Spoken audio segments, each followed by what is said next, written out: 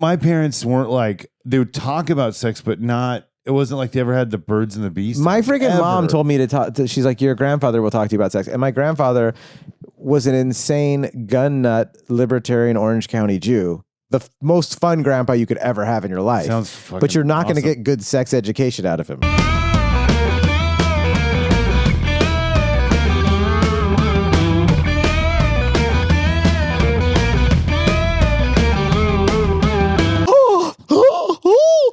Which Like makes everywhere. it a great time for comedy. It does make it funny. Yeah. Dude. If you're a grumpy comic like me, that's like, oh yeah, too much for you. Then it's a great time for comedy. Oh, but, totally. But if you're like, I'm just trying to give my opinion on foreign policy in a funny way, then it's probably a tough time in comedy. But for us, it's like, oh, you guys are offended? I grew up showing my dick to my friend's parents. Like, yeah, I like this. You know, like, don't laugh, go ooh. Yeah, You know? Yeah, it's. I'm just joking. I'm a sensitive human being, and if you don't laugh, I get pretty sad too. But they usually laugh when you go like, "Oh, yeah, you right." No, dude, totally. I feel like, yeah, with that couple though, in particular, they might use it that way. Who knows? Because there's evolution of words all the time. Yeah. Like, I just found out that happy, the word happy, it came from Viking Ragnar Lothbrok from the show Vikings. Are you serious? Yeah, it's because when Vikings would raid, they'd find treasure and they'd be like, Happy. Yeah, well, they say hap, I guess. They go hap, and they would, I'm happy. We found some treasure. So they'd find treasure. And Is that what's his name from fucking Frozen? The guy at the sauna? I mean, he's probably a Viking descent, dude. Oh my god. Whatever his name is, Ingve Malmsteen. Yeah, Malmsteen. He's a guitarist. I went to the London Towers, which was a museum of torture. Whoa. And my parents wouldn't let me go in because my parents are autistic and also were scared, just like I was. And I'm glad they didn't because I would still have nightmares. But they let me buy a book. Well, you maybe didn't get more to go worse. It wasn't an active. Oh, it's a museum, and it was fucking crazy. And the book was like all the horrors. Oh yeah. I can't believe they let me buy the book. It's a big, giant picture book, and it goes through like it's just like for morbid fascination, basically, you know. And it's with like not live action people, like full size like dioramas and setups with mannequins of torture, like stuff I wouldn't even like to repeat because I don't want to remember I've seen it. But you bringing up the Vikings reminds me of like a Viking thing they used to do where they would like put you on a cross and they would like cut you open in the middle and rip open like your ribs, like pull it, you know what I mean? Like just like the most brutal, weirdest shit. Like stuff that you see chimpanzees doing now on the Nature Channel. You're like, you fucking psycho, hairy little bitches. You could just be nice, and they're ripping each other's nuts off for fun, like the weird shit they do. And you're like, oh yeah, humans have been, and unfortunately still some of us do that kind of shit. I mean, you can still read about it. Nate, our albino friend, tells us about what goes on to albinos in parts of Africa still in 2024. It's like, hey, get with the fucking times. And they're fucking, doing weird shit to their bones to like grind it up for milkshakes because they think albino, there's just weird people out there doing awful things. Idle hands, bro. But yeah, I mean, Viking pulling your chest open to like, expose your shit and like ripping your ribs back. And you're like, who the fuck? Why would you kill someone first? That's my question. I was like, I'm trying to negotiate. Okay, fine. Kill him. You got to kill him. But kill him before, like put him out. Yeah. They do it while you're awake. What the fuck's the matter with fucking people? Yeah, and chimpanzees. I mean, I know. Don't bring chimpanzees into it. I mean, I insulted them for a second there, but now you're... Dude, I get the privilege to talk shit on chimpanzees, and you just like, hey, I can say that. My dad's hairy. My dad is hairy. Both of our dads are hairy. I am. We got to stay on topic, but I also want to discuss how we have neurodivergent dads. Okay, but let's stay on topic. Dude, so look. Your mom's pretty normal, though, huh? Yeah, I mean... Your mom seems pretty normal. Both my parents are fucking freaks, dude. I'm sorry if you're watching this, Dad. I love you. But seriously, both my parents are hilarious. Oh, no, I mean... Dude, your mom's normal. I've talked to your mom enough to be like, she's normal, huh? Yeah, she is. She's hot. I mean, I asked her out. Lady. Well, thank you, John. I mean, it makes me feel good that you find my mother attractive. I like curvy blondes. What can I say? She's got blue eyes, too. Well, I'm a curvy blonde myself, dude. I know. Man, it's crazy though, because look, the Vikings, they made up the word happy. Does it make you uncomfortable to have the mom dating? Dude, I'm not trying to get into some Oedipus Rex talk right now. Dude, more like eat a puss. I'm sorry. I could tell I needed to go to New York by where my character in my head keeps going. Dude, I need a slice, you know? Yeah. Of the big city. I see a slice at 4 a.m. That's everyone's when everyone from New York talks smack or East Coast on anywhere on the West Coast. Yeah. I just want a slice at 4 a.m. Like that's the biggest problem with the cities that aren't New York is that you can't get that a is a slice funny at 4 a.m. complaint. Which I actually agree, dude. Pizza you can't get overnight. There's like nowhere. I literally have no idea of a pizza place that you could get in the middle of the night. There's maybe 7-Eleven pizza. LA it has options, and with the internet, you can find them now.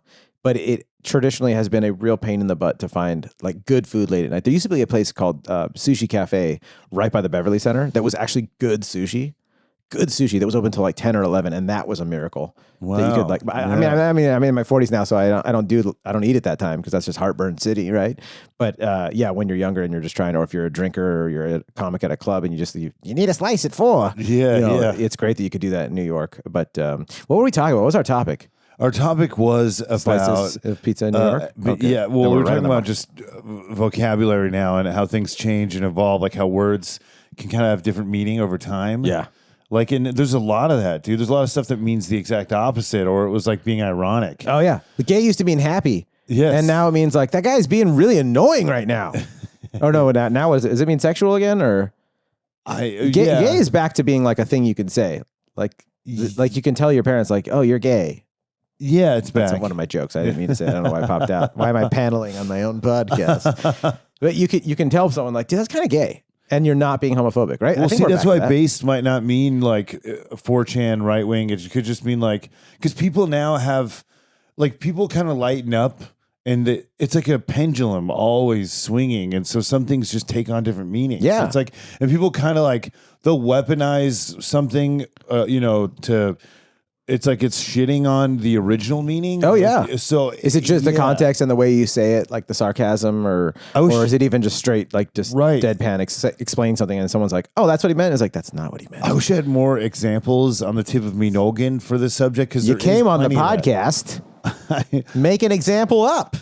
Well, I'm just joking. But wait, what is the potential meaning for based then? Give us a couple so our audience can learn. This show's about education, you know. Well, based, I think it means cool now. I think it just means okay, so cool. it does mean cool. Here, let's see. Let's look. There was like an Instagram thing where it used to say like based, not sourced or something like that. Based, not stored or something. And you'd be like, oh, so it's cool. Here, let's check what it means. Okay. Are we going to Urban Dictionary?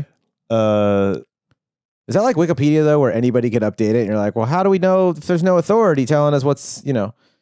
There's kind of some excitement in the Wild West a little bit.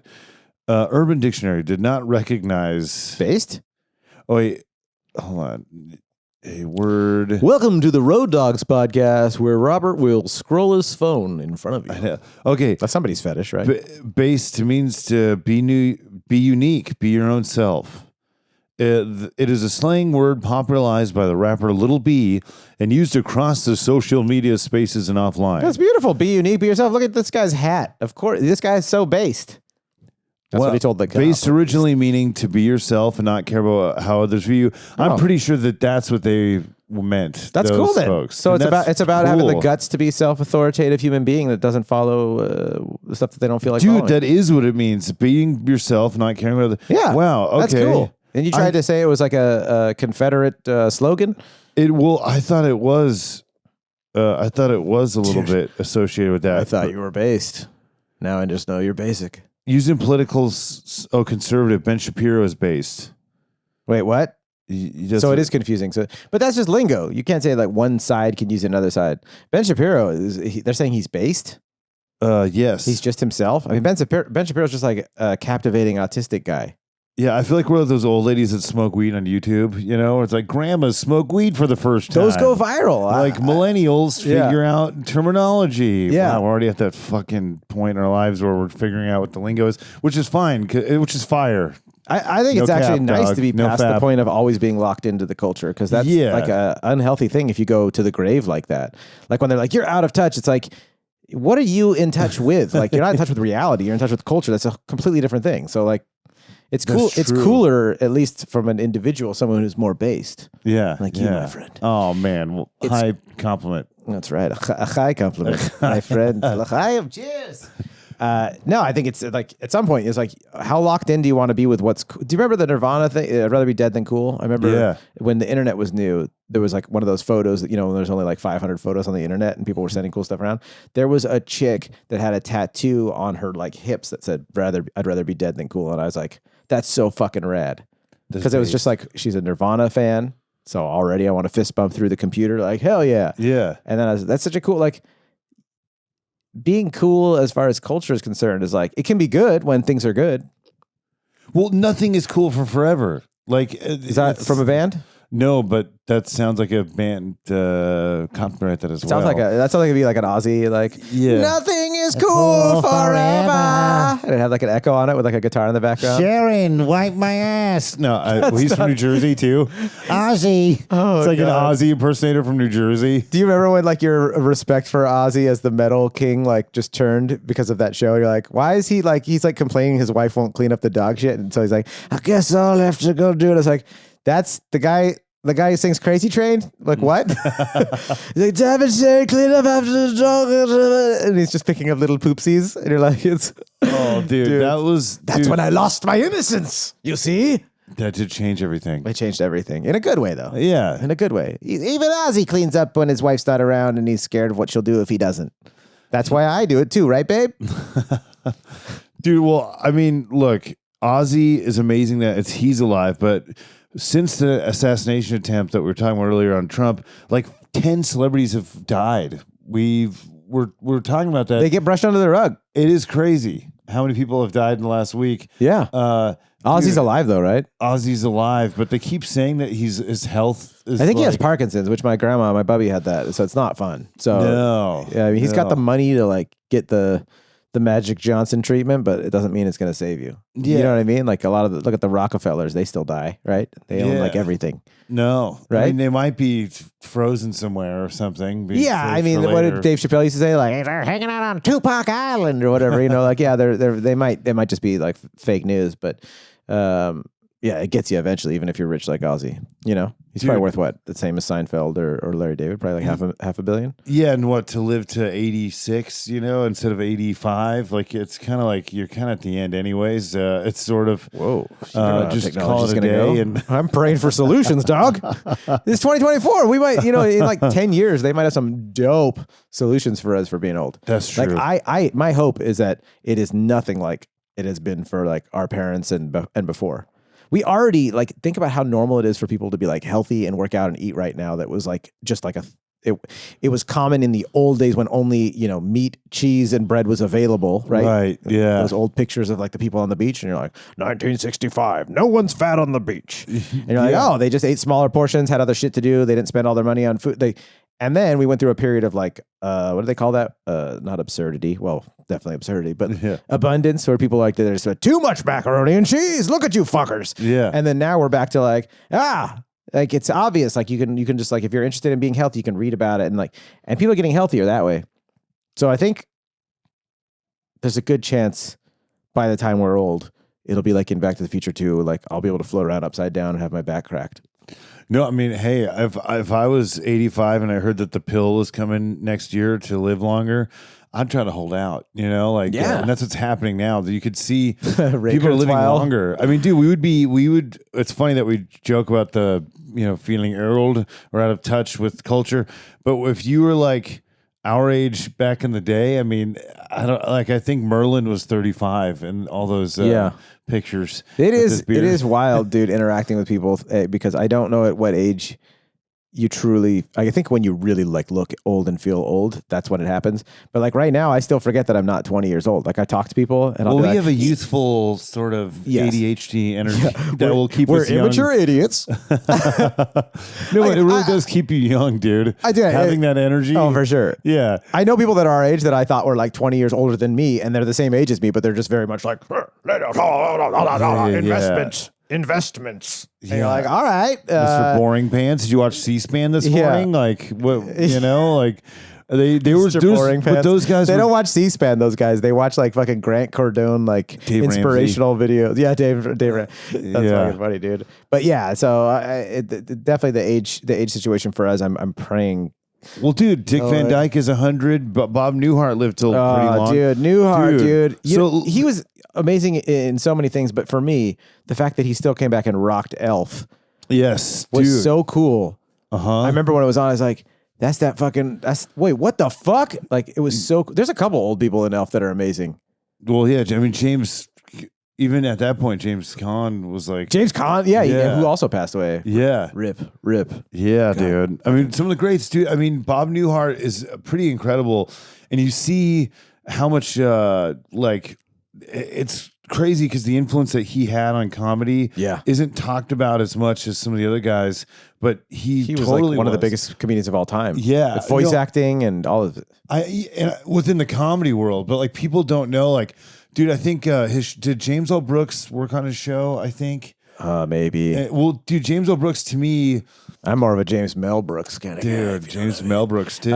What's cool is to me, Bob Newhart represents old comedy. Like he started back in the day with all of, like Buddy Hackett and all that. Yeah. Like old school, really old school stand-up comedians where there was no stand-up clubs. Yeah, I was talking about Sid Caesar and fucking all those guys. Yeah. He's in that generation of people, as well as the people in the 70s that were doing that were progressing like just art and comedy and like doing more realism and like because he was way more real. His awkward tone was way more real than, hey, my wife, she's a dumb cunt. And we take that stuff for granted in all forms of art, right? That, like, there were people that was groundbreaking at a time. He was. We take that for granted. Awkward. You just go like, a lot of people do that. Like at the time, like Richard Pryor too. Like if you talk to a young person about Richard Pryor, they'll be like, yeah, a lot of people like get up there and they're real. And like, no, but at the time, like they weren't talking about smoking crack on stage. Yeah. Like it was, they took chances and now we just take it for granted. They're like, yeah, I was talking about getting fucked in my butt when I was 7. And you're like, the reason you could say that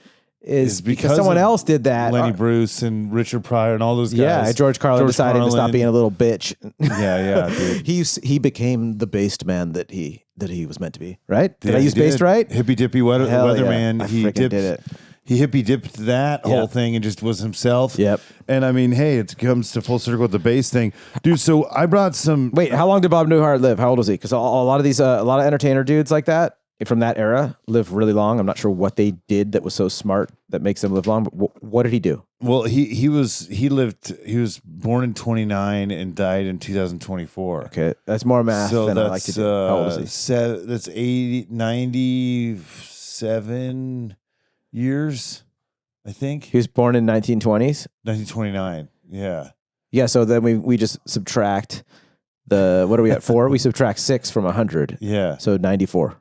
Yeah. Okay. You made me do 94. math. Okay. Well, yeah. I made me do math, man. Remedial math. Made me do math. Well, dude, you made me do meth. You made me do math. Dude, yeah. I guess he won the Mark Twain Prize in 2002. Makes sense. But he did a bunch of albums and monologues and stuff that were bestsellers. But he also, he had his show, the Bob Newhart Show, and another Bob Newhart Show, which is the one that we all remember, the 70s one. Yeah. When you say we all remember, are you like being assumptive with our audience or what? Well, on Nick at Night, I mean, our generation got to watch some of those shows like Rhoda. I wasn't alive for. I used to love Nick at Rhoda. Night. I don't even think I was alive for Taxi, but I watched Taxi. Oh yeah, Taxi too. Hell yeah. Yeah, but dude, starring Robert De Niro. Yeah, I'm just joking. Or Jimmy Fallon, Taxi driver.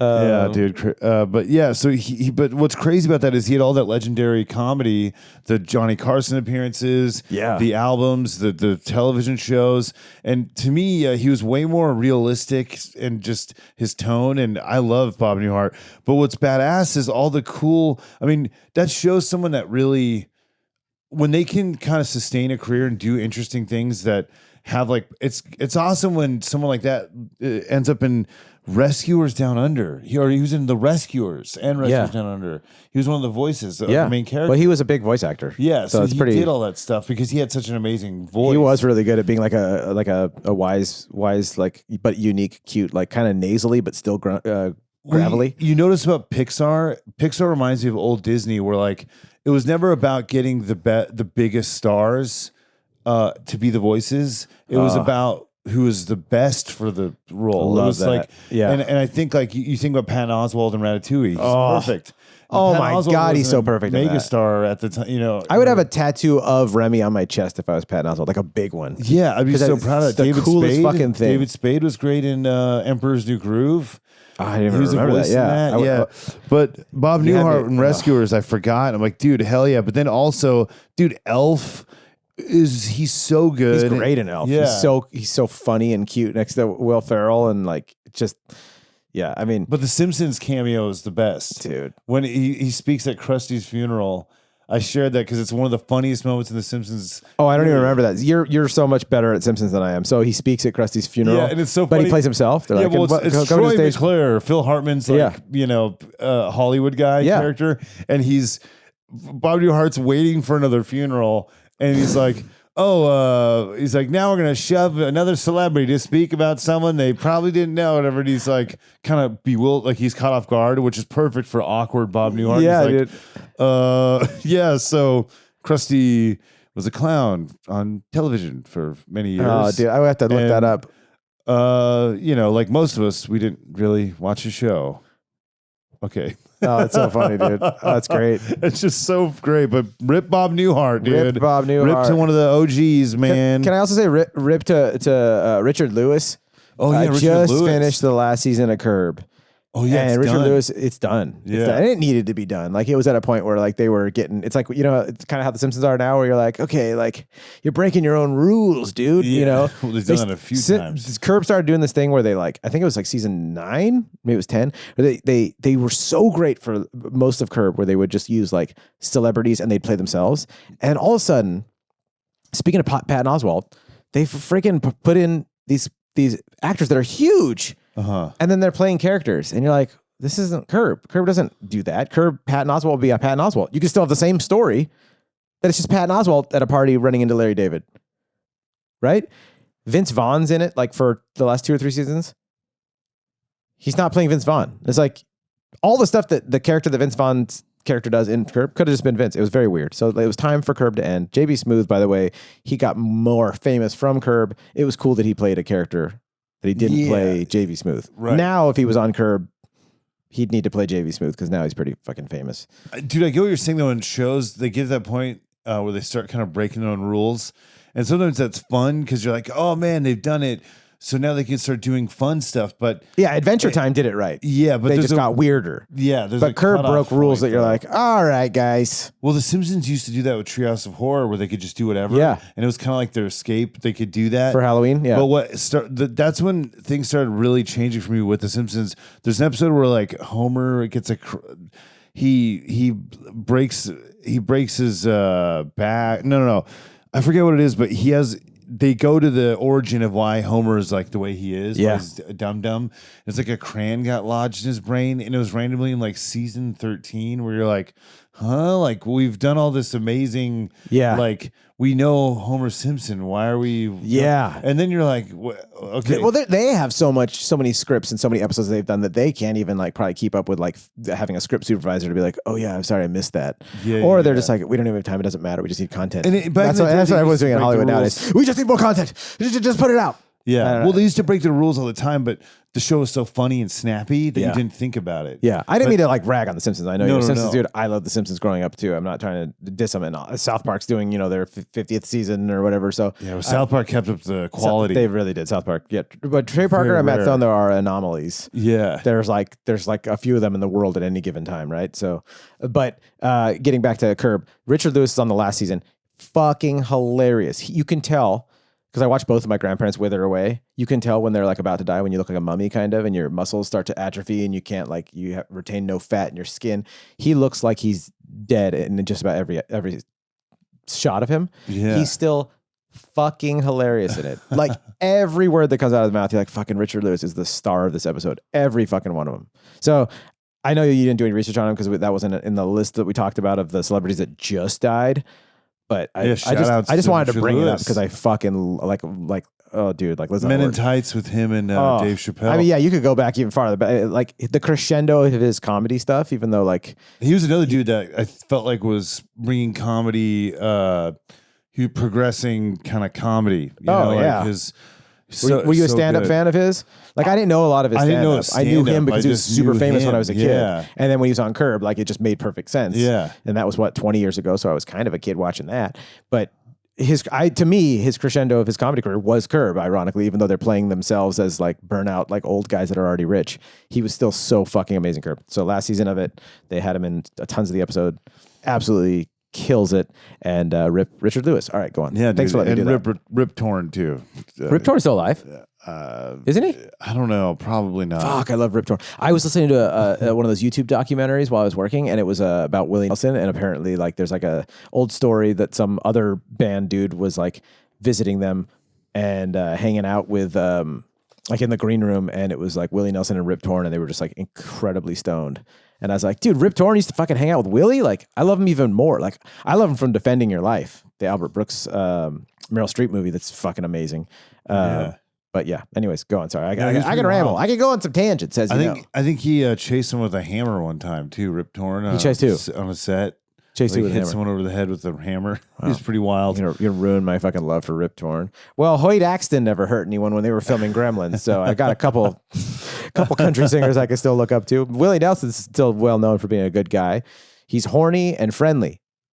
Things you can respect. All right, well, speaking of horny, Dr. Ruth passed away as well. Dude. Rip Dr. Ruth. Dr. Ruth, dude. Man, all these Jews leaving us. We need you now, doctor. Dude, I had no idea. She can rest. She can rest. I was just riffing. Well, dude, I had no idea that, her parents were Holocaust deniers. God damn it. No, can we they're have, both- is anything sacred? I'm just joking. I know they were survivors. Oh, shoot. I'm a Jew. We get an email every morning about what's going on in the people that run the world, and they tell us. So I know about Dr. Ruth. Wow. So she ended up going to she fled to Switzerland and then went to the States. That's where she got good at all the sex stuff. In Switzerland, dude. Yeah, hot is cocoa. this how you sex. do it? Yeah. Yeah. So come down my slope. I sounded racial Yeah, for some reason. she's a dead woman, Robert. Have some respect. Well, I got a boner for Grandma here. He's got a post-mortem boner. Let him use it. Well, she went to, she was awarded the Magnus Hirschfield Medal. Magnus. Is that an actor that we watch on Bang Bus? Magnus? I think so. Magnus dude. Hirschfield? Yeah. Yeah, he's black. Of course you guessed that. Magnus? Oh, dude. Was it Lexington Steel and Magnus? I'm not sure who I. She was awarded the Lexington Steel. Was she really? No. Oh, it I got sounds excited. just like it. Mark St. Germain, I think that's a comedian, becoming Dr. Ruth. Daniel. Yeah, no, dude. It's Dan St. Germain. Do you think Dan St. Germain has a huge penis? He definitely looks like a Grizzly Adams type, He looks like he'd pull his pants out and he'd have a Wookiee for a penis. Probably. Like he'd be like, wait, are you circumcised? Wait, is there hair? Just check out my cock. Yeah, is there hair growing out? Even his head is covered in hair. Even your head's covered in hair, man. Oh, he's so funny, dude. And I'm sure his penis is great too. Dan, if you're watching, we admire your comedy and your genitals. Go on, Robert. Well, Dr. Ruth lived till like her 90s. No, 48. Okay, so not 90s. 80. No, she was 70. old. She was in her 70s. Dr. Ruth was in her 70s when I was a kid. I used to watch her on TV. It said 1948. Was when she was born? Yeah. No way she was born in 48. I thought she was a grandma when we were kids. God, how much fucking did she do? She looked really old. She had a pretty brutal life in Germany as a child during She was born in 48? Wait, 48. No way, because 48's went after the war. Okay, well, it's not on here. Maybe she was. I don't know. She immigrated to British-controlled mandatory Palestine. Wow, that's funny they call it mandatory Palestine. That's like that's a long, depressing name to call any plot of land. At 4 British-controlled mandatory Palestine. Good God, that sounds tough. It's a lot better now, though. Yeah, things are going great. Oh my God! Thank you, Queen of England. Yeah, they could did you a lot work of that fun. out a little better? Because we're really up to our knees in shit right now with that place. Yeah, My feel God. Like, it's getting into history and stuff. You look back at all this, like Dude, the U.S. with Guatemala, we did some fucking twisted shit. Oh yeah, dude. That's another episode though, Robert. Stay focused. We'll say, okay. One of us has to stay focused, and God knows it's not me. All right, well, we'll try to get back on track here with talking about the sex Oh, is that some therapist. sort of Holocaust train fucking joke? You son of a bitch, you better take that back right now. Well, I guess, look, speaking of the Holocaust. Speaking she of went the through a lot. Holocaust, another website domain name. Do not steal that from us. We might use it. Speaking of the Holocaust.com. That does sound like a legit website. It's a comedy podcast. How did you not know? Dude, I guess her show, the Dr. Ruth show, it went from 85 to 90. No. And our country still is a puritanical 93. fucking sexuality mess. I know. And she was very cheerful. I guess she won a lot of fandom for like being this kind of grandma who was open about sex. Yeah. And realistic about sex and kind of funny. Yeah. And like, I remember I saw her talking about like putting a condom on a penis, and she put a condom on a banana. That's what And you did. She was very funny about it. Oh, yeah. And I remember being like, it's weird because it didn't get, because I was at a point where any lady talking about sex at all was like, whoa, it was just, sex is a magnetic thing for a 12-year-old, it's like for all of us, for all time, it's a magnetic I want to clarify force. that statement. Sorry. Wow. Sounds like you're trying to date someone, Robert. I'm talking about myself at 12, by the way. But I was like, we're just getting started. We can't get canceled yet, Robert. Please. No. Don't Drake us. No. But let me Drake back a little bit here. Drake it back? Yeah, let me Drake it back. No, but I was saying, like, when I would see her show, it wasn't just like, oh, she's talking about dirty stuff. I remember being like, oh, she's actually like Talking being about something. educational. Oh, yeah. Because my parents weren't like, they would talk about sex, but not, it wasn't like they ever had the birds and the bees. My freaking ever. mom told me to talk. She's like, your grandfather will talk to you about sex. And my grandfather was an insane gun nut libertarian Orange County Jew. The most fun grandpa you could ever have in your life. Sounds fucking but you're not going to awesome. get good sex education out of him. All right. Well, he's you gonna get he's going to one- tell you about the time he went to the chicken ranch. That's not good sex education. I What learned was the the hard sex- way, like you're supposed to, screwing up over and over again, being like, "What did I do?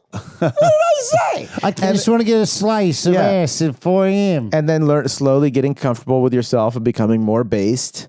Yeah. And then thanking the good Lord, or if for the atheists, the math equation that we're all floating around in, that you run into some partners that have patience and teach you how to, make love to a woman. Actually, no, I've always been like naturally great at that. Just joking. Well- If my wife's watching, I'm like, okay, that'll do. That's how my wife tells me to stop being like a 14-year-old perv, because that's basically I'm stuck in like bar mitzvah boy fucking perviness, and she just goes, that'll do. She kind of just pushes me away unless she wants some. She'll be like, excuse me. She takes my boner and she just goes like this. Okay, and then walks right past me. So John's always, I think, been a very sexual being, though. I remember my friend Jon Michelle, our friend Jon Michelle. Oh, you're gonna bring up that story? Dude, We were I kids. love it, dude. I love it God, because we it's so were you, kids. because it's so visual and so funny. But I guess he saw you in a playground in elementary school. Yeah, we were just and little he kids. found a catcher's mitt, and you're like, looks like a cow pussy. That was the first time he met you, and It's- it's so you, dude. I fucking remember. I don't remember like fully, but I remember like holding it and being like, "Hey, does this look like a cow pussy?" Flap, flap, flap. Like, yeah, that's me, dude. Because I remember seeing that clip of Robin Williams. I haven't even seen the movie yet. I forgot which movie it is. I have seen it now, but like Robin Williams is like in the fucking, he's in the Arctic or something like that, right? And like he's either a scientist or it's a military. Is it spies? Like what? It's some movie, and someone shows up and he's got the fur coated, because you know how these. It's usually wolf or bear lining back in the day on those military and science, like government issued coats, because it kept a lot of the warmth in. It would be like a fur lining thing. And I remember him going, "Hey, I feel like a gynecologist or a gynecologist for a grizzly bear or something like that." I'm saying it so bad. It was so perfect, Robin Williams. And so that kind of stuff you see when you're a kid. Yeah. But yeah, I mean, I even got in trouble in elementary school for. This is how weird the world is, and I'll explain it later when you see that where justice was served and where it was completely ignored in this puritanical dipshit scape we live in. Which I'm very grateful to, by the way. I love roads, highways, running water, emergency services. But we've got a lot of stuff wrong too. So we're at the bus stop. I think I'm in 5th grade. We're waiting for the school bus, and these dudes who I know, some of them, just typical like low IQ suburban bro fifth graders, right? I sound like such a pretentious asshole. I'm in my 40s and not that much smarter than them, but I'm like, they were fucking dumb, you see? These fifth graders didn't know shit. No, anyways, they're probably all like CEOs now, right? They're just dumb enough to make $1 million a month. So this girl had a cornucopia that she had made, and she was we're all like in fifth grade or whatever. They had bullied her, knocked it out of her hand, and like strewn like the stuff all over, and then walked away like laughing, right? And I saw that they had done that, and I was like, oh shit, let me go help. So I picked up all the stuff, helped put it back, and then the cucumber I picked up, and I had seen Animal House because that was just on TV. And there's a scene in Animal House when, I forgot his name, but one of the stars is flirting with the professor's wife in the grocery store, and she's looking at the cucumbers, and he goes, mine's bigger. And chuckles. She like chuckles. It's like flirting in the 70s or whatever. So when I handed, it's not me as an adult. I'm literally a fifth grader, like handing her the stuff and helping her. Like, it's fucked up. I can't believe they did this. And then the cucumber went, aha, mine's bigger, thinking like everyone would laugh, which is the story of my life, right? It's just me and her. Think nothing of it. And then get to school, those fucking assholes, the actual agitators, dudes that did the wrong, mean shit, nothing happens. I get called out of class, and I'm like, what the heck's going on? Which is very common for me to get called out because I was always in trouble. I was a class clown asshole. But I got in trouble for that, and I had to go to counseling. And eventually, like, the counselor, after a few sessions, was like, all right, there's nothing wrong with you. I don't know why the fuck they sent you here. You're good. But, like, they still, like, those guys didn't get in trouble. They were the actual brutes. And me making a little sexual joke, that was... Oh, no, dude. It's the story of my fucking life. Well, it's society. It's a story of my... It is society. It's like parents are freaked out about anything sexual. Like, look at politics right now. They're so worried about trans and all this other stuff. And you're like... But, like, violence, they're just like, yeah, that's fine. Whatever. That's the life. Fine. And you're like... Yeah. So sex stuff is, like, super dangerous for your kids to be around. Like, you can't have your kids, like...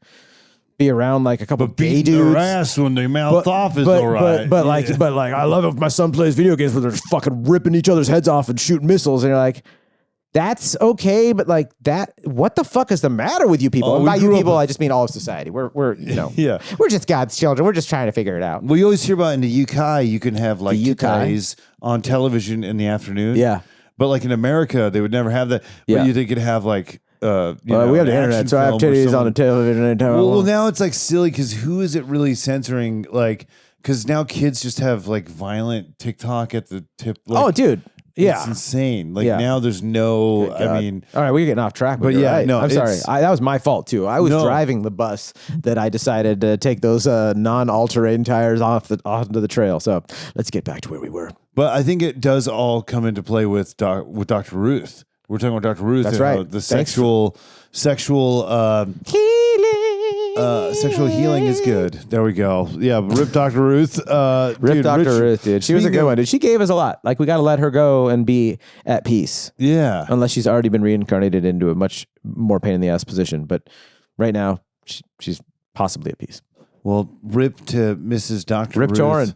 And Rip Torn. And rip to Richard Simmons, who I didn't know his real name was Milton Teagle Simmons. Kegel was his middle name? Teagle. Oh, Teagle. Kegel would be perfect. Kegel, I was like, that's just too funny. Because you could, I bet he had a video about how to do your Kegels. He was one of those people like Keanu Reeves, where anyone that interacted with him had only wonderful things to say, which is a talent in its own, aside from being an entertainer.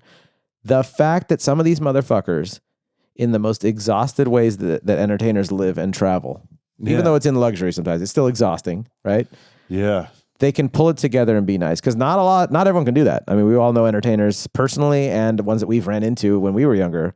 Like, I met Bill Maher once. He was a fucking cock, you know? Exactly what I thought it would be like. And I was a kid too, and I used to watch Politically Incorrect, and I was like 18. I was like, Mr. Bill Maher, and he's just like, here's my coat, get the fuck away from me. I was like, all right. And he still seems like that. Here's my coat. Yeah. But Here's the energy my it takes to be able to like bring your best self at all times in a position like Richard Simmons, one of the most recognizable people on the planet. Yeah. Everyone's like, he was amazing. I'm sure someone will have a complaint story at some point because he's a human being as far as we know, unless all the celebrities are robots made by the Illuminati. Oh, fuck, dude. What's this episode about again? Dude, well, I mean, Richard Simmons, what's great. Dick, as some of us called him. Dude, Dick Simmons, great guy. He was a big comedy fan too, because he was always on the Late Show with David Letterman and the Stern Show for very famous appearances on the Stern Show. Yeah, because his manic personality and stuff. Oh yeah, Robin loved to make fun of that. I'm sure. Not calling you a bitch, Robin. I'm just saying. I saw you make fun of Mitch Hedberg like 20 years ago. Anyways, go on. Yeah, but I didn't. You know what was cool about him is he was trying to promote weight loss to people, because I think the 80s there was like a big revolution of, like we were talking about earlier, just like health and fitness. Yeah. And it was like he was trying to bring it to everybody. Oh, yeah. Not just like, because it's kind of funny now. I feel like it flops, because back in the day being heavy set was like a sign of wealth. Oh yeah, dude. And then what was that? Chris Rock, he used to go like, damn, how'd you do that? Because like in the old days, like you could barely get enough to survive. So if someone had like too much food, you're like, whoa. Well, also look at all the ex-presidents. All their wives were kind of thicker ladies. Were they? Yeah. They were pogs? Yeah, they were. They were. That'd be a good calendar. Don't steal that BBW. idea. Don't you steal that idea. Dude, president's wives, the pogs. Oh, dude. And now it's Melania. Joe Biden's wife, Mrs. Biden. I want to stay out of, what do you call it? Politics of recent times? Politics. Politics. Oh, dude, politics. Oh, dude. I'd like to go to a swing state with her. So the president's wives were all pogs for a while.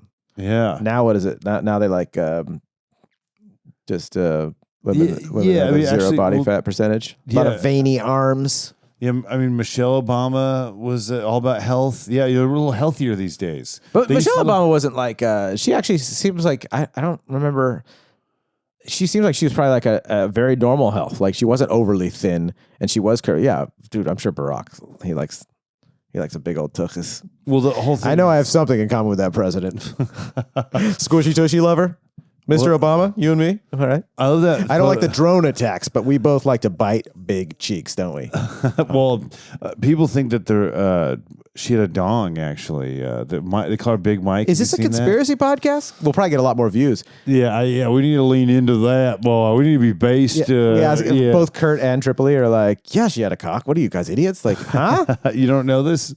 Yeah. Kurt Metzger, can you look that up for us and tell us if there's any truth to that? I think because she had really intense eyebrows, which is normally reserved for the German women that I have crushes on. And so maybe they thought like those intense eyebrows, she's a man or whatever. And it just goes into Illuminati conspiracies, right? They're like, they're robots or they're like clones, I think is one of them. Yeah, but they've done like crazy online, like where the they photo add shit doesn't work. No. Because your body changes. They did that with Paul McCartney. They're like, the Beatles died in a car wreck. And you remember that? Yes. And you're like, and you see the pictures and you're like, his name is full. They've done the same thing for what's his name? Joseph Biden. They've done the same thing. We're like, he's not the same guy. And you're like, that was 50 years ago. Like the weight change, like you could actually look up like how scientists will talk about it. Oh, I mean, like they kind of talk about his. But they could be Pfizer scientists, so I don't know. Actually, Biden, dude. Biden. That's a documentary we're working on. Don't you go stealing that fucking idea and making a documentary about that. We're doing it, right? Right. Right when we're done recording, we'll start the documentary. But dude, rip to Richard Simmons and what a beautiful soul, trying apparently, to help people lose weight, and Pauly Shore wanted to make a movie about his life. And what happened with that? Did Pauly do something? You know, I thought that was actually kind of cool. Like people were knocking him. I'm like, dude, good for Pauly Shore trying to do something like that. You could tell he's really passionate about it. But did you watch Simmons came out of like complete hiding and said like, I'm not really interested in it. But then he said that they were going to make their own version. Do you think Richard Simmons wanted to hide something private about his life, like in the 70s when it was okay to date 14-year-olds or something like that? Who knows? He wanted to have more of a control over what he was doing, which he could have probably worked with Pauly Shore, but he just wasn't. But who knows what was going on? I mean, Simmons. I was just going to say. You act like people have their faculties about them until they die, but like some people don't. No. Well, dude, I mean, I've seen some old people like lose their fucking minds. Yeah. So Simmons might have just been grumpy old Simmons. Oh, you know totally. what I mean? Whatever it is, dude. It could be a spiritual reason. You know, some people think if you take a picture of them, you take years off your life. You know, maybe Simmons had a spiritual thing. Who knows? But dude, rip to Sim Dog. Rip to a good one, dude. Rip to Shelley Duvall, dude, of The Shining and Popeye and. Can I tell you something? Frankenweenie, yes. I love The Shining. Amazing fucking movie. Seen it many times. Yeah. Love Popeye. One of my favorites, dude. But what Shelley Duvall did for me when I was a child was she was the host of Showtime Masterpiece Theater. Yeah. And this is where I was introduced to so much shit that I love. But my favorite, and this one thing was taped on VHS for me, and I used to watch it over and over again, was Paul Rubens playing Pinocchio. And it was, I get goosebumps talking about it because it's so much of my joy, of my Disney love, my atmospheric love of things, what got me into Mighty Boosh. Oh, I get goosebumps. I love it so much. It's so weird. I can't even explain it. It's because life feels surreal and it feels like we're in a dream in a play, that when people make art that's so like Synecdoche, New York, that's so meta and so many weird layers that it almost feels more comfortable that it's confusing and weird and real that way. Mm-hmm. I sound like a fucking psychopath talking on a podcast right now. Is this the Rogan experience? Joe, what you need to understand is that the spike protein made me love Masterpiece Theater more than I should. And it's probably, we're going to find out in 10 years that spike protein, it really made me get into the old Greg character. I'm into Crack Fox because they put crack in my veins for that plandemic. Joe, oh, man. Jamie, look that up though. Make sure that that's right. Tripoli, is that okay? Anyways, that's a really long riff that only landed with Robert for the first 30% of it. I'm sorry. Anyways, Shelley Duvall was the host of Masterpiece Theater, and it was this fucking amazing show. It was fairy tales played by solid actors. Paul Rubens playing Pinocchio. I need to see that. And it's all, you can look it up on YouTube now. I love all those people and everyone involved. It's also on Instagram. I feel like I sent it to you on Instagram, or maybe I reposted it on the Road Dogs Instagram, which is Road Dogs Comedy Instagram or whatever. Yeah, I did see Follow us on there, please. I think I reposted it because I found like an account that's been reposting it. And it's, everything's theatrical. So this is why, like, when I was riffing with Angelo's girlfriend, Gretchen, over the text, and she introduced me to Old Greg. She sent me the Old Greg, and I fell in love because the Mighty Boosh is all theatrical and projections and like little stages and like handmade organic like props and special effects. Shelley Duvall hosted the show, and it was so fucking badass. So she was burned into my memory as I grew up and grew older. I should get them on DVD or something like that. I don't have a DVD. You should. Dude. I should find out what it's online so I can watch it on a TV. Yeah. So great. So that's my ode to Shelley. So I don't know how to voice my thoughts in a concise, brief manner, which is weird that I got interested in stand-up because you really need to be able to do that. But that's my eulogy. Yeah, well, rest in peace, my girl. Yeah, rip Shelley Duvall. I mean, she was beautiful. I mean, it was a very unique look, and I. Oh yeah, dude, she had a lot of she had a lot of power on that. So good for giving her compliments on her look. I crushed on her, dude, for sure as a kid in The Shining. Oh my god, or like all those stuff. The Popeye. She had a very unique look, and it was very striking and very pretty. But she was... you could have said gorgeous. I know you stopped yourself. You could have said gorgeous. Gorgeous sounds like... I say gorgeous. Gorge, it sounds like someone's like you're obnoxious and you're eating too much at a buffet. Yeah, like just because you paid for mashed potatoes, I don't but no, rip to her, dude. Time Bandits too. Holy shit! Wait, she was in Time Bandits? I guess so. Wait a second, Oh yeah, dude! I've seen Time Bandits. So my brother and I used to watch Time Bandits on VHS over and over again. How have I watched it from my memory? Probably because the ending scene is horrific. Oh, she was in Annie Hall too, dude. She was a big actor. I don't know if you noticed that, Robert. I know, but it feels like she at some point kind of slowed down big time. Have you ever watched I know you've watched the interviews because you're such a culture dork. You've watched the interviews with her about how her interaction with Kubrick on The Shining, like how brutal he was to direct her and what he did to get her to be who she was in that movie. Yeah. You kind of fucking did what you kind of got to do as a director, which is like, I need a terrified person who's stuck in a hotel with someone, so I'm gonna drive them crazy so I can catch it on film. Yeah, and he did. But he did a lot of what do you call it? Like Daniel Day-Lewis does, like the method actor, but like externally method directing. But externally, he subjected her to that stuff. And what's what the CIA's doing right now, dude? Oh yeah, dude. There's spike proteins in that paper. You better be careful with spike proteins. Well, so unfortunately, she's not the last celebrity to have passed, dude. Shannon freaking Doherty, man. I know, dude. And dude, I loved 90210 as a kid. I used to watch my aunt and my mom watch it, and to me, it was like my example of what like the older kids did. It was like, whoa, these were high schoolers. What Brian Beverly Austin Hills, Green, Brentwood high schoolers. Yeah, dude. with their petty problems. They should have made a 90210 Gaza. Give us some perspective. Am I right, dude? I know. Oh yeah, let's get back to what we were talking about. The Shannon Doherty, not geopolitics. She was fighting cancer for like 10 or 15 years, right? What a good fucking while. brutal disease. This is what I was talking about earlier in the episode about technology. Like, hopefully we're paddling towards a shore of like, making treatments better. I know my mom, she takes like a fucking pill, a cancer pill. Like hopefully they'll have more pills for different kinds of cancers. To like fight it. Because this poor woman fought for fucking like 15 years. I think my friend's mom fought cancer for like 10 or 20 years too. That's a long fucking time to have to dedicate your life to fighting a fucking disease, dude. Oh no, it's so terrible. Take me out mice of men style while I'm looking at rabbits, dude. Or old Jewish man just taking a schluff and just fucking, he died in his sleep. Yeah, how would you Does anyone have the password for his hard drives? You'd like to go that way somewhere quick? Yeah, dude. Or I used to joke when I was a kid about Basic Instinct. I was like, hey, fucking murder me while I'm fucking coming. But I don't actually want that. That's just me riffing. I don't want to die while That's I'm how coming. those dudes died in 007. Oh, Pierce Brosnan. Oh, really? Well, there was I forget her name, but she was. I'm more of a pretty Miss smoking Doubtfire too. Pierce But she Brosnan would guy. strangle him to death with her legs while they were fucking, and the guys would just So hot. and die and come. I mean, that's the way to go, right? People do. Look at the celebrities that have died while strangling themselves with autoerotic asphyxiation. So I guess like the best orgasm of your life. Kill and then Bill. and just dying. Yeah. Oh yeah, the guy from Kill Bill, David Carradine. Yeah, Yeah. Dude, he's a martial arts guy. He's like, he did it with a black belt. I give him credit. He worked his way all the way up.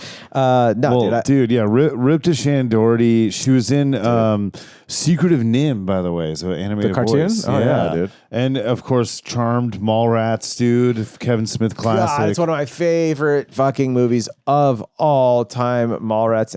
Yeah, dude. I fucking love that movie. Man, Shannon Doherty, dude. Dude, shout out to all the dead homies, dude. That's what this episode's about, man. Remembering these people who've passed, terminology. But what was great about all these celebrities that have passed away this week is that they were all based. They were all unique In a good way. and they had an impact on our lives, all of our lives. Oh, dude, and positive actually, impacts and too. positive, I don't. yeah. I think Positive we should specify. impact. Also save. .com. That's copyrighted. Road Dogs Comedy owns that. Don't you go buying that now. No, they had positive impacts on all of us, and it's a beautiful thing that they lived long enough to make a mark. And I think that's why in our Romanesque culture, so many people strive to be like something that's. That's why social media is so big is like so many people are like, check out my stuff. That's why we do comedy. It's like something about the ego needs to be like me, this form of God, this form of humanity, this form of biological life. Like it needs to be seen and validated that it's like being positive.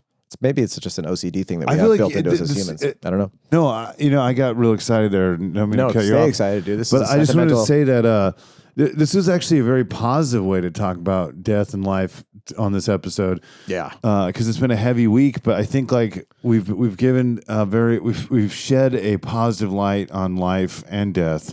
And with that said, definitely check out me and John every Wednesday in Pasadena at Barney's Beanery for Road Dogs Comedy. It's one of the greatest shows in Southern California. Who do we have this week? Who do we have? We had Rel Battle, one of our fucking dopest friends, one of my longest road dogs. He actually gave me my first writing job. Like he's a real one. Yeah, Rel was. You're a real one. Yeah. Rel's a real one. He's a real one. Like there's everyone in Hollywood acts like, oh, dude, I got this, and I'm so charitable and wonderful, and blah blah blah, and they talk all these big games. Like the buddy who talks about how much money they make, and then the bill comes, and then they're like, okay, split it 6 ways. And you're like, you just bragged to us about a deal, you just made like fucking pay for it, be a gentleman. Rel's that kind of guy, dude. Rel's the kind of guy that like fucking puts his money where his mouth is. He's got talent and he's awesome. That's what Angela's energy is. That's what the whole show's about. He came, he killed it, Crushed it. He's on Killing It, by the way. No Yeah, pun check it intended with out. that. It's on Peacock. Yeah, on Peacock, dude. And Keith Carey, one of our favorites, dude. Keith destroyed too. Yeah, he came up and crushed. And Nate Hurd, who's we do our sketches together. Nate's another one in Road Dogs. He snores, so if you ever do want to go on the road with him, just so you know, like you're gonna get strong on the arm from swinging pillows at his head at night, going, Nate, shut the fuck up. But he's fucking hilarious on stage. Yeah, McKenna Gerald too. She had a great set. McKenna was great. Dude, I love her. She her absurd material, absurd stuff that she commits to. Yeah. And as an absurdist, little birdist, I admire that. And I'm like, dude, fuck yeah, keep it going. I love that. And John Gulam, a homie from Orange County, dude, the Lebanese kid that's got it all, man. He had a great set following a long show of like killers. He did awesome. Great. Everybody killed it though. That show was like everybody went up. Dude, Cornell Reed. Oh yeah, Cornell Reed, dude. Just one of my absolute favorite comics of all time. There was a Reddit thread that was like, name a comic that no one knows but should know. It's like Cornell fucking Reed, dude. He's so fucking funny. He's a great writer. He's silly but smart combined. I mean, I fucking.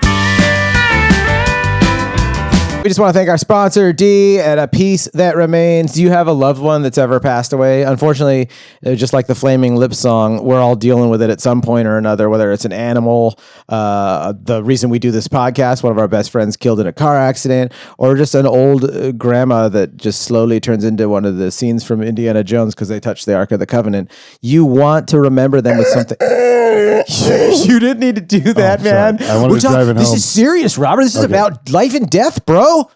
Well, is it all a joke to you? It is, though, isn't it? You fucking asshole. It's a comedy podcast. It's a comedy podcast. It is serious, though. Death is very serious. I mean, oh, dude, that's why the Misfits wrote that serious song. Death comes ripping. So here's the thing, guys. Death comes riffing. Death comes riffing. Oh, dude, copyright. If you're watching this, how dare you try to steal that name? How fucking dare you guys? And take that energy, the thievery energy you were just going to use to steal our new podcast idea.com. And use that energy to do something positive in your life, whether it's buying something for you or for somebody else, a friend or a loved one that's going through some mourning right now. Hit up D. Here's her graphic.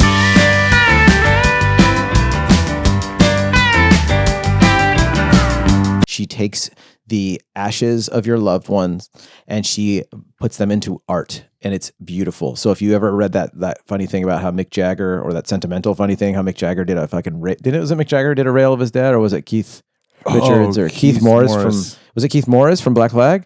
Somebody famous. Keith Richards. Somebody that has probably made love to Amber Heard and Suter has done a line of their father's ashes. And so if you've ever felt that sentiment of like, I just want that something to remember them by, D, well, she won't make a line of that. Actually, D, will you make a line of people's dead? Can someone have their German Shepherd Fluffy do a rail?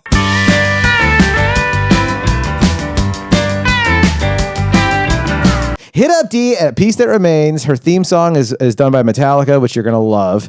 It goes like this. And now a piece remains.